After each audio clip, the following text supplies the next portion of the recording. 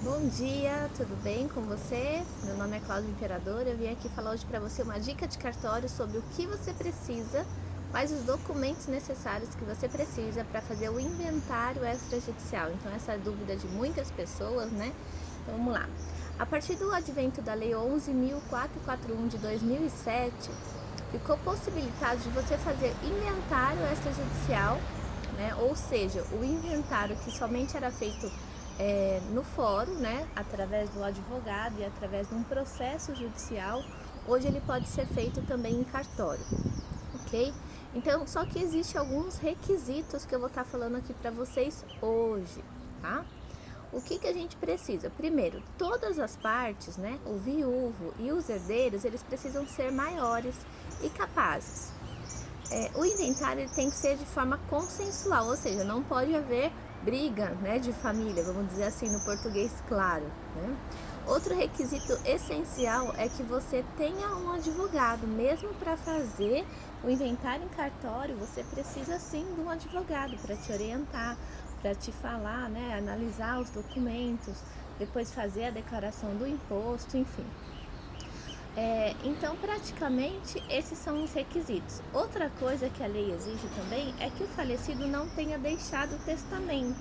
Porém, hoje já existe a possibilidade de que, se ele tenha deixado testamento, pode haver uma autorização judicial, né? E o juiz, então, analisando esse testamento, ver se ele vai ser cumprido ou não, pode ser cumprido ou não, ele autoriza as pessoas fazerem o inventário, então, no cartório mesmo tendo esse testamento, mas precisa dessa autorização judicial, ok? Então, vamos lá, vamos começar pelo documento do falecido. O que a gente precisa? Cópia autenticada, né? Você pode trazer o original e a gente autentica as cópias aqui do RG, do CPF. Nossa, Cláudia, mas faleceu faz tempo, a pessoa não tem mais esses documentos, ok?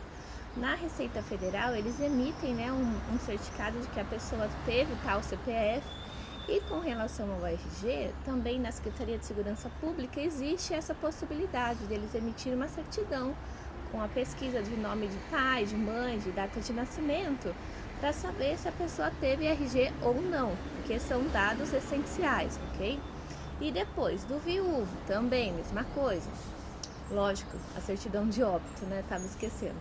Do viúvo ou da viúva, a gente vai precisar também do RG, do CPF, da certidão de casamento, né? Se eles forem casados, lógico, eram casados. Se existia uma união estável, por exemplo, se tinham, né, essa declaração de união estável, pode trazer também para a gente analisar. Se não tinha, pode ser reconhecida no próprio inventário extrajudicial essa união estável entre, né, o falecido e o viúvo, caso tenha os herdeiros aí vivos, certo? E dos herdeiros, Cláudia, o que a gente precisa? Mesma coisa, RG, CPF, certidão atualizada do Estado Civil, né? Então, o casamento, se for casado, divorciado, averbação do divórcio ou separado, enfim. Se, por exemplo, na época do falecimento, o filho era casado com uma pessoa ou era solteiro e posteriormente casou, a gente precisa saber qual era o estado civil do herdeiro na época do falecimento, né? Do pai, da mãe, enfim, daquela pessoa que faleceu, pra gente ter a possibilidade da continuidade aí da herança, ver que realmente quem é herdeiro e quem não é, ok? O que mais? Bom, do falecido a gente precisa de uma certidão negativa de que ele deixou ou não testamento. Isso é emitido pelo Colégio Notarial do Brasil aqui do estado de São Paulo, né? A gente pede essa certidão pela internet, ok? Também a gente precisa de uma certidão negativa pelo CPF do falecido, pela Receita Federal, comprovando que ele não tem débitos tributários. Outra certidão que a gente também tira pela internet é a certidão negativa de débitos trabalhistas, em nome do falecido, ok? Que mais? Bom, agora a gente vai falar um pouquinho dos bens. Então, o que pode entrar no inventário extrajudicial? Praticamente tudo, né? Às vezes as pessoas falam assim, mas a conta não precisa, porque às vezes tinha conta conjunta. Alguns bancos exigem que mesmo que o falecido tinha conta conjunta com o seu cônjuge, ele entre esse valor no inventário. Então, vamos lá. Imóveis, né? Casa, terreno, chácara, Enfim, e se a pessoa não tinha a escritura definitiva e nem o registro na matrícula do imóvel, pode sim ser inventariado, por exemplo, os direitos de compromissários compradores ou alguma obrigação de fazer, que esse falecido tinha obrigação, por exemplo, de fazer uma escritura, né, definitiva de venda e compra com um compromissário comprador, e isso não foi cumprido, essa obrigação de fazer também pode ser constada no inventário. Carro, caminhão, a gente precisa do documento do carro. E o que é mais importante? O valor estimado de mercado na data do óbito. Então, vamos supor, a pessoa tinha um imóvel em São Paulo. Ela precisa apresentar cópia do IPTU da época do falecimento. Ou seja, faleceu em 2016, eu preciso do valor venal. Em São Paulo, lembrando, capital, que é o valor venal de referência, né? Em outras cidades a gente atribui o valor venal do que vem no IPTU mesmo, para recolhimento do imposto. Então eu preciso saber quanto valia aquele bem na época do falecimento, né? Que é o fato gerador aí do imposto, ok? E também preciso saber qual é o valor atual, para que seja mensurado valores de escritura, valores de registro, enfim. O que mais, Cláudia? Então eu falei de conta bancária, eu falei de bens imóveis, falei dos carros, né, automóveis. Já fiz inventário também que a pessoa tinha deixado cabeças de gado, então existe lá um órgão que também avalia quanto, né, vale essas cabeças de gado. Já fiz inventário que tinha jazigo, né, no cemitério, que também isso tem que ser colocado. Então, assim, tudo que está no nome do falecido pode entrar. E a escritura de inventário extrajudicial, ela é titulado para que você, o inventariante e os herdeiros, possam diligenciar perante os órgãos competentes. Então, por exemplo, a escritura de inventário, ela pode ser apresentada no DETRAN para transferência do veículo para os herdeiros? Pode. Lembrando que tem que transferir para os herdeiros e posteriormente fazer a venda, certo? Pode ser titulado para o registro de imóveis, por exemplo, para transferência da propriedade para os herdeiros? Pode. Pode ser titulado, por exemplo, no caso aí de compromissários compradores ou de posse de algum imóvel para comprovação posteriormente de um uso capião? Pode. Então, não é necessário fazer a escritura de inventário e posteriormente pedir um alvará judicial, né? Muitas pessoas falam, eu vou fazer a conta por alvará. Não precisa, você pode incluir no inventário. Lembrando que existem isenções, né? Alguns tipos de isenções que a lei estadual do imposto de transmissão causa-morte inclui os bens, dependendo, a gente tem que analisar caso a caso, ok? Então, se tem um único bem, se os herdeiros moram no imóvel, ou se tem só um veículo e não ultrapassa X valor. Então, tudo isso o tabelião vai analisar. Lembrando novamente que mesmo para fazer o inventário extrajudicial, você precisa ter um advogado, ok? Outra coisa importante é a questão do imposto. Então, você tem aí, a partir do falecimento, 60 dias para pagar o imposto de transmissão causa-mortes, né? Depois de um prazo aí, você paga uma multa de 20%. Então, tem que ficar atento com o pagamento do imposto. Pagou o imposto, ok, você não tem prazo para a lavratura da escritura, mas o quanto antes você regularizar isso, melhor.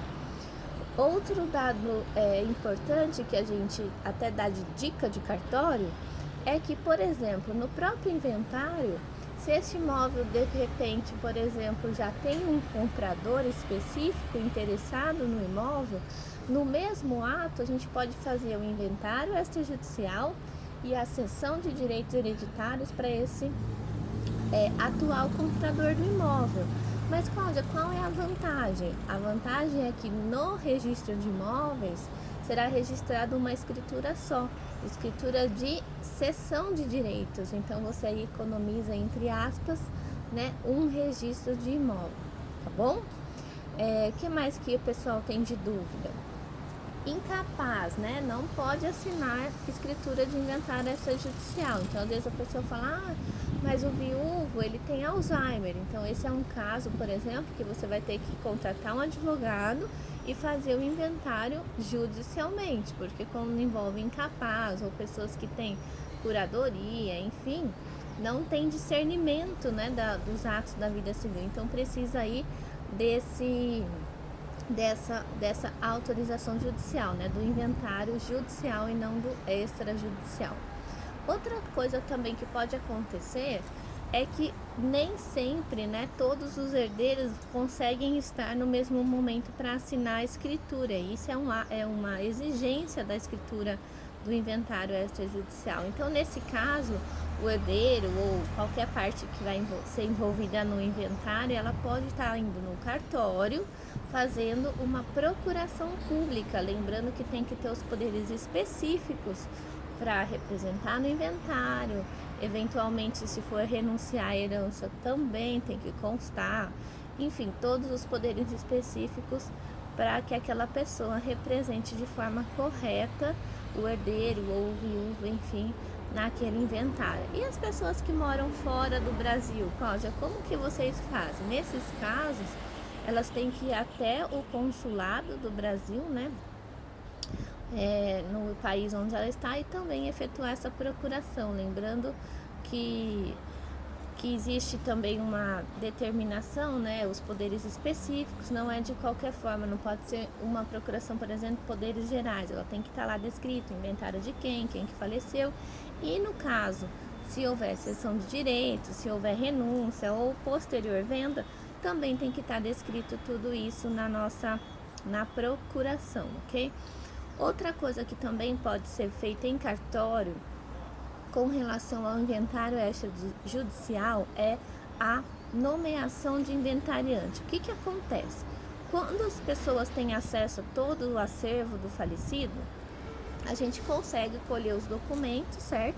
E proceder à escritura. Porém, às vezes, os herdeiros não tinham aquele contato tão pessoal com o falecido, às vezes no caso de irmão, tia, tio, enfim, e não consegue diligenciar, por exemplo, perante bancos para conseguir extratos na época do falecimento. Então, o que se faz? Anteriormente à lavratura da escritura do inventário, é uma escritura de nomeação de inventariante, onde comparece todos os envolvidos, inclusive o advogado, e essa escritura então vai ser titulável para diligenciar, para levantamento desses documentos, para a gente conseguir fazer aí a declaração do imposto, posteriormente a escritura e partilha, ok?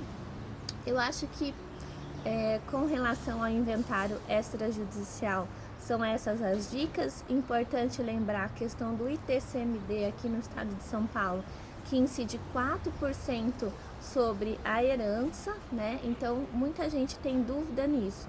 O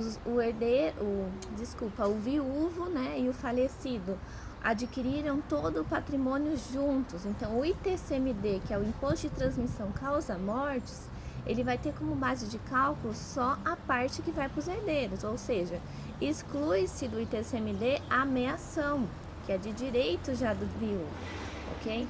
Aqui a gente, então, lembrando, 4%, 60 dias para o recolhimento, sem, né, incidir essa multa, e também a base de cálculo, base de cálculo, valor venal do imóvel, né? Dos carros a gente coloca pelo valor da tabela FIP. Importante também lembrar que, em caso que o falecido tinha empresa, precisa-se de um levantamento feito pelo contador de qual era o patrimônio líquido dessa empresa, para que a gente possa partilhar aí as cotas sociais, sendo apresentado então o contrato social, aquele registro na junta comercial ou de repente um registro de pessoa jurídica, ok? Então, eu acho que por isso é só. Se vocês tiverem alguma dúvida, pode me mandar pelo WhatsApp, ou aqui pelo canal do YouTube, ou pelo Instagram, que a gente vai tirando as dúvidas, tá bom? Então, essa é a minha dica de cartório de hoje, documentos necessários para você fazer o inventário extrajudicial. Um beijo no coração e Deus abençoe o seu dia.